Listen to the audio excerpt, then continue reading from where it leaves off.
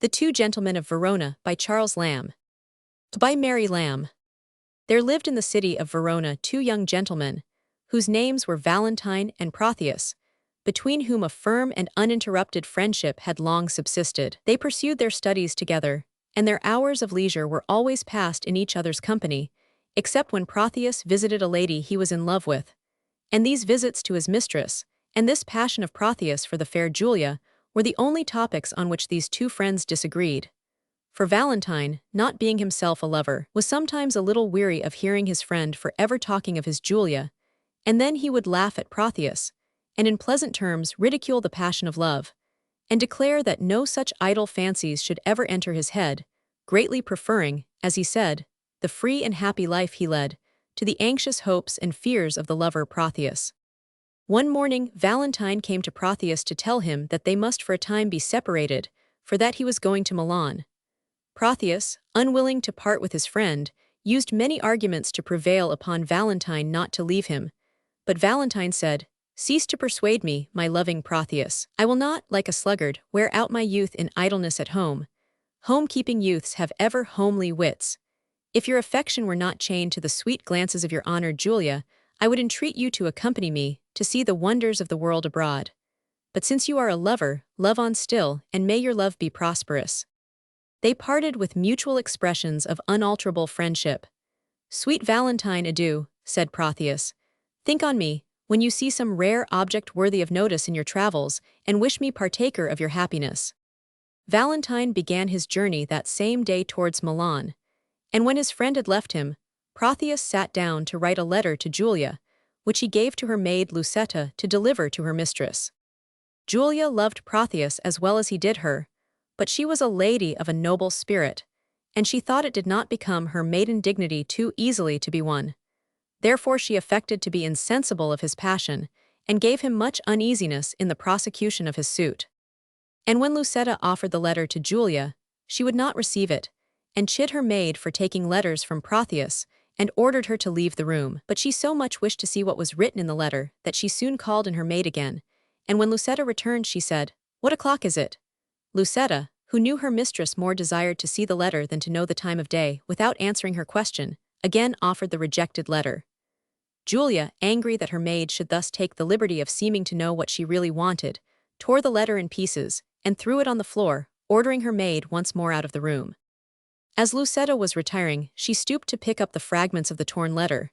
But Julia, who meant not so to part with them, said, in pretended anger, "Go, get you gone, and let the papers lie. You would be fingering them to anger me." Julia then began to piece together, as well as she could, the torn fragments. She first made out these words, "Love-wounded Proteus," and lamenting over these and such like loving words, which she made out though they were all torn asunder, or, she said, wounded the expression "love-wounded Proteus." Giving her that idea, she talked to these kind words, telling them she would lodge them in her bosom as in a bed, till their wounds were healed, and that she would kiss each several piece to make amends. In this manner she went on talking with a pretty ladylike childishness, till finding herself unable to make out the whole, and vexed at her own ingratitude in destroying such sweet and loving words, as she called them, she wrote a much kinder letter to Proteus than she had ever done before. Proteus was greatly delighted at receiving this favorable answer to his letter, and while he was reading it, he exclaimed, "Sweet love, sweet lines, sweet life." In the midst of his raptures he was interrupted by his father. "How now," said the old gentleman, "what letter are you reading there?" "My lord," replied Proteus, "it is a letter from my friend Valentine at Milan." "Lend me the letter," said his father. "Let me see what news." "There are no news, my lord," said Proteus, greatly alarmed, "but that he writes how well beloved he is of the Duke of Milan, who daily graces him with favors, and how he wishes me with him, the partner of his fortune." "And how stand you affected to his wish?" asked the father. "As one relying on your lordship's will, and not depending on his friendly wish," said Proteus. Now it had happened that Proteus' father had just been talking with a friend on this very subject. His friend had said, he wondered his lordship suffered his son to spend his youth at home, while most men were sending their sons to seek preferment abroad. "Some," said he, "to the wars, to try their fortunes there, and some to discover islands far away, and some to study in foreign universities. And there is his companion Valentine, He is gone to the Duke of Milan's court.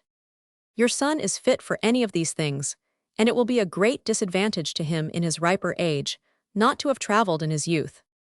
Proteus' father thought the advice of his friend was very good, and upon Proteus telling him that Valentine wished him with him, the partner of his fortune, he at once determined to send his son to Milan, and without giving Proteus any reason for this sudden resolution, it being the usual habit of this positive old gentleman to command his son not reason with him, he said, "My will is the same as Valentine's wish." And seeing his son looked astonished, he added, "Look not amazed, that I so suddenly resolve you shall spend some time in the Duke of Milan's court, for what I will, and there is an end.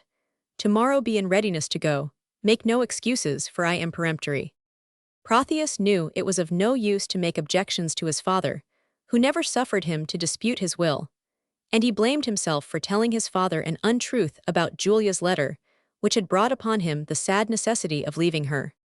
Now that Julia found she was going to lose Proteus for so long a time, she no longer pretended indifference, and they bade each other a mournful farewell with many vows of love and constancy. Proteus and Julia exchanged rings, which they both promised to keep forever in remembrance of each other, and thus, taking a sorrowful leave, Proteus set out on his journey to Milan, the abode of his friend Valentine. Valentine was in reality what Proteus had feigned to his father, in high favor with the Duke of Milan, and another event had happened to him, of which Proteus did not even dream, for Valentine had given up the freedom of which he used so much to boast, and was become as passionate a lover as Proteus. She who had wrought this wondrous change in Valentine was the lady Silvia, daughter of the Duke of Milan, and she also loved him. But they concealed their love from the Duke, because although he showed much kindness for Valentine and invited him every day to his palace, yet he designed to marry his daughter to a young courtier whose name was Thurio. Silvia despised this Thurio, for he had none of the fine sense and excellent qualities of Valentine. These two rivals, Thurio and Valentine, were one day on a visit to Silvia, and Valentine was entertaining Silvia with turning everything Thurio said into ridicule, when the Duke himself entered the room, and told Valentine the welcome news of his friend Proteus' arrival. Valentine said, "If I had wished a thing, it would have been to have seen him here." And then he highly praised Proteus to the Duke, saying, "My lord, though I have been a truant of my time, yet hath my friend made use and fair advantage of his days, and is complete in person and in mind, in all good grace to grace a gentleman. Welcome him then according to his worth," said the Duke. "Silvia, I speak to you, and you, Sir Thurio, for Valentine I need not bid him do so." They were here interrupted by the entrance of Proteus, and Valentine introduced him to Silvia, saying, "Sweet lady, entertain him to be my fellow servant to your ladyship." When Valentine and Proteus had ended their visit, and were alone together, Valentine said, "Now tell me how all does from whence you came. How does your lady, and how thrives your love?" Proteus replied, "My tales of love used to weary you. I know you joy not in a love discourse." "Ay, Proteus," returned Valentine, "but that life is altered now. I have done penance for condemning love. For in revenge of my contempt of love, love has chased sleep from my enthralled eyes. O gentle Proteus, love is a mighty lord, and hath so humbled me that I confess there is no woe like his correction, nor no such joy on earth as in his service. I now like no discourse except it be of love. Now I can break my fast, dine, sup, and sleep upon the very name of love." This acknowledgment of the change which love had made in the disposition of Valentine was a great triumph to his friend Proteus. But friend Proteus must be called no longer, for the same all-powerful deity Love, of whom they were speaking, yea, even while they were talking of the change he had made in Valentine, was working in the heart of Proteus. And he, who had till this time been a pattern of true love and perfect friendship, was now, in one short interview with Silvia, become a false friend and a faithless lover.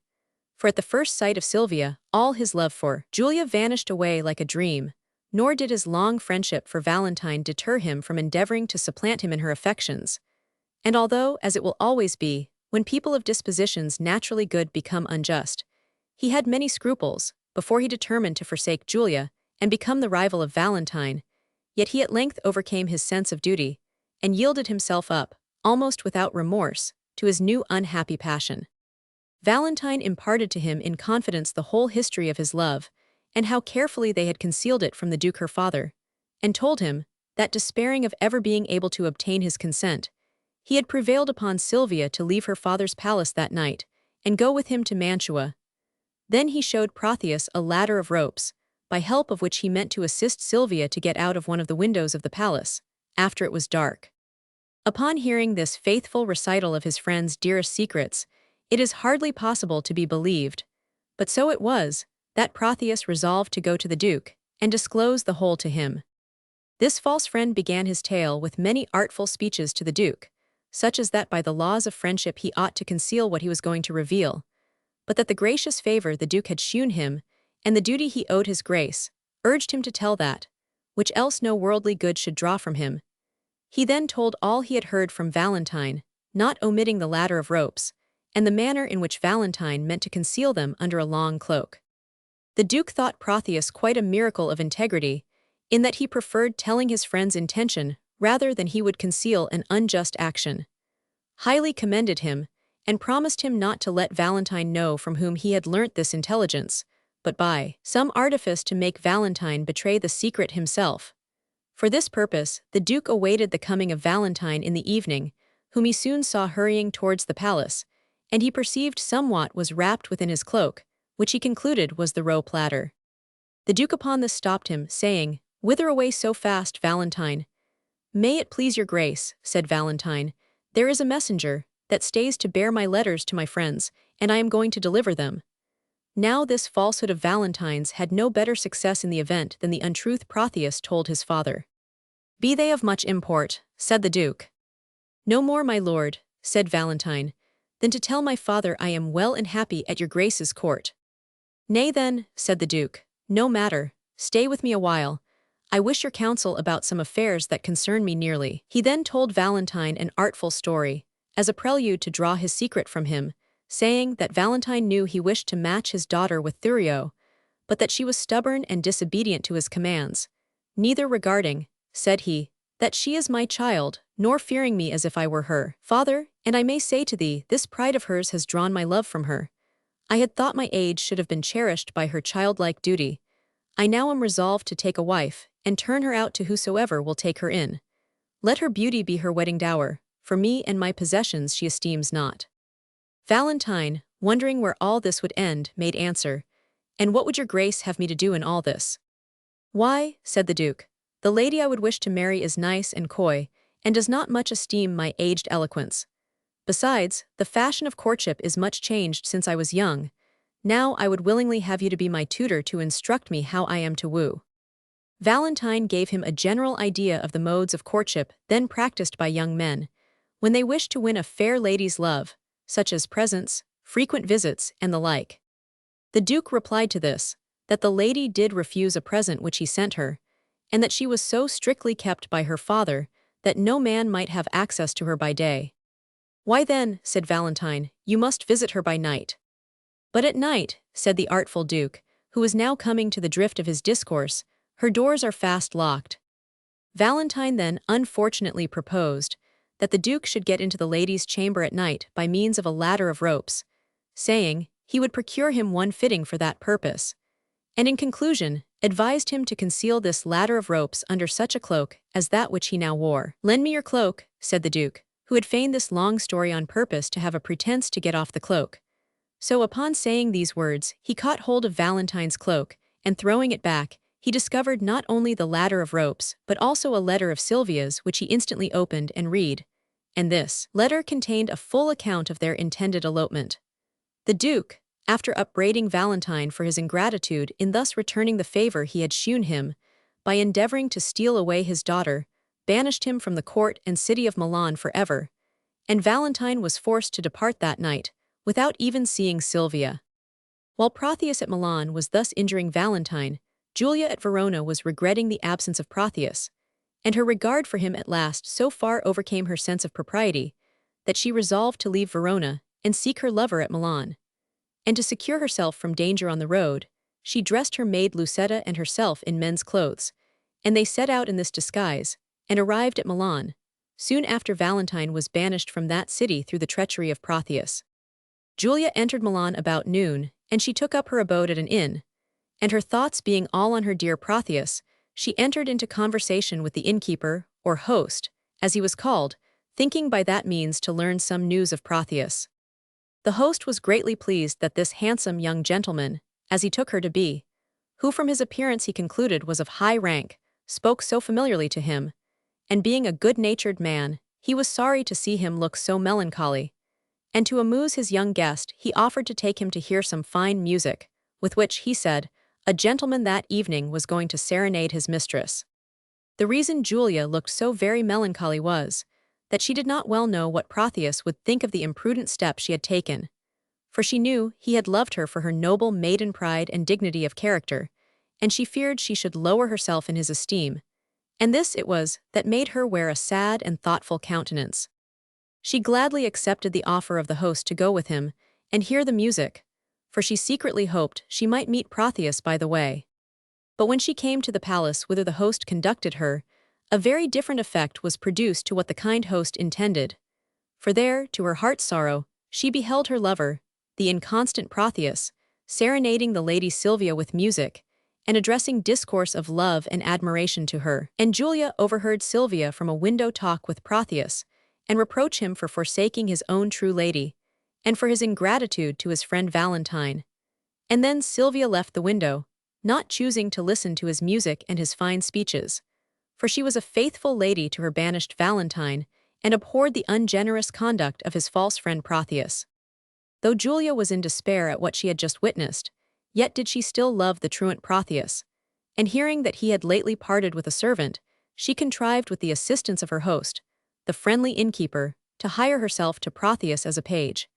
And Proteus knew not she was Julia, and he sent her with letters and presents to her rival Silvia, and he even sent by her the very ring she gave him as a parting gift at Verona.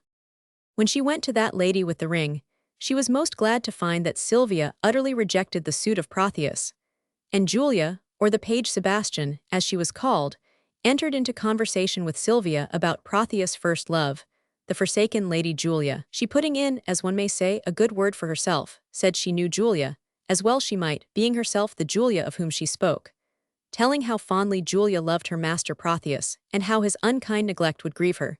And then she with a pretty equivocation went on, Julia is about my height, and of my complexion, the color of her eyes and hair the same as mine. And indeed Julia looked a most beautiful youth in her boy's attire. Silvia was moved to pity this lovely lady, who was so sadly forsaken by the man she loved, and when Julia offered her the ring which Proteus had sent, refused it, saying, the more shame for him that he sends me that ring. I will not take it, for I have often heard him say his Julia gave it to him. I love thee, gentle youth, for pitying her, poor lady. Here is a purse, I give it you for Julia's sake. These comfortable words coming from her kind rival's tongue cheered the drooping heart of the disguised lady. But to return to the banished Valentine, who scarce knew which way to bend his course, being unwilling to return home to his father a disgraced and banished man. As he was wandering over a lonely forest, not far distant from Milan, where he had left his heart's dear treasure, the lady Silvia, he was set upon by robbers, who demanded his money. Valentine told them that he was a man crossed by adversity, that he was going into banishment, and that he had no money, the clothes he had on being all his riches. The robbers, hearing that he was a distressed man, and being struck with his noble air and manly behavior, told him, if he would live with them, and be their chief or captain, they would put themselves under his command, but that if he refused to accept their offer they would kill him. Valentine, who cared little what became of himself, said he would consent to live with them and be their captain, provided they did no outrage on women or poor passengers. Thus the noble Valentine became, like Robin Hood, of whom we read in ballads, a captain of robbers and outlawed banditti.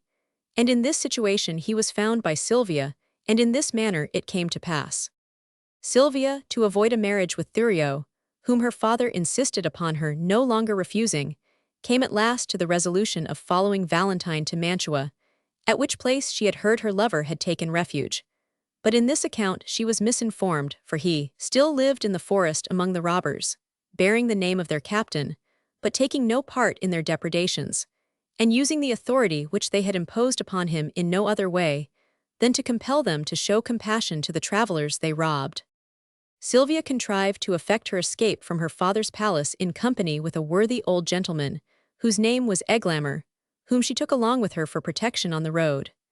She had to pass through the forest where Valentine and the banditti dwelt, and one of these robbers seized on Silvia and would also have taken Eglamour, but he escaped.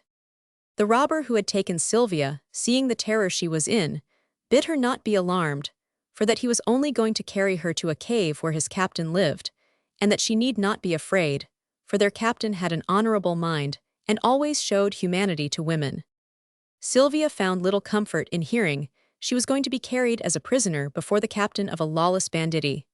"O Valentine," she cried, "this I endure for thee." But as the robber was conveying her to the cave of his captain, he was stopped by Proteus, who, still attended by Julia in the disguise of a page, having heard of the flight of Silvia, had traced her steps to this forest. Proteus now rescued her from the hands of the robber, but scarce had she time to thank him for the service he had done her, before he began to distress her afresh with his love suit.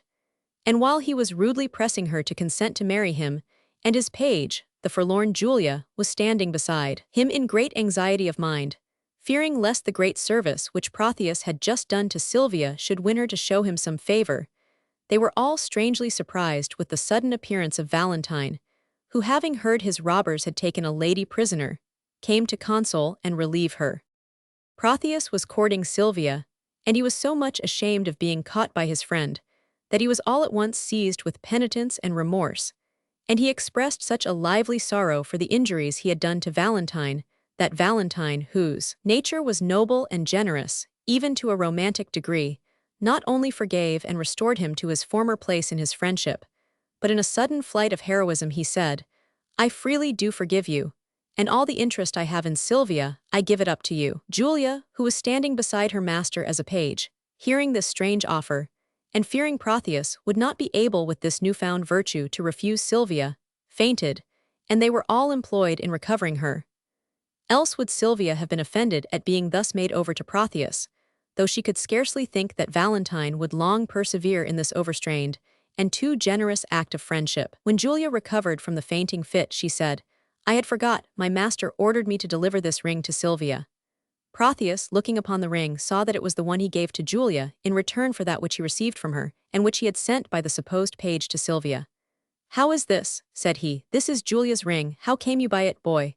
Julia answered, "Julia herself did give it me, and Julia herself hath brought it hither." Proteus, now looking earnestly upon her, plainly perceived that the page Sebastian was no other than the lady Julia herself, and the proof she had given of her constancy and true love so wrought in him, that his love for her returned into his heart, and he took again his own dear lady, and joyfully resigned all pretensions to the lady Silvia to Valentine, who had so well deserved her. Proteus and Valentine were expressing their happiness in their reconciliation, and in the love of their faithful ladies, when they were surprised with the sight of the Duke of Milan and Thurio, who came there in pursuit of Silvia. Thurio first approached and attempted to seize Silvia, saying, "Silvia is mine." Upon this Valentine said to him in a very spirited manner, "Thurio, keep back. If once again you say that Silvia is yours, you shall embrace your death. Here she stands, take but possession of her with a touch. I dare you but to breathe upon my love." Hearing this threat, Thurio, who was a great coward, drew back and said he cared not for her, and that none but a fool would fight for a girl who loved him not. The Duke, who was a very brave man himself, said now in great anger, "The more base and degenerate in you to take such means for her as you have done, and leave her on such slight conditions." Then turning to Valentine, he said, "I do applaud your spirit, Valentine, and think you worthy of an empress's love.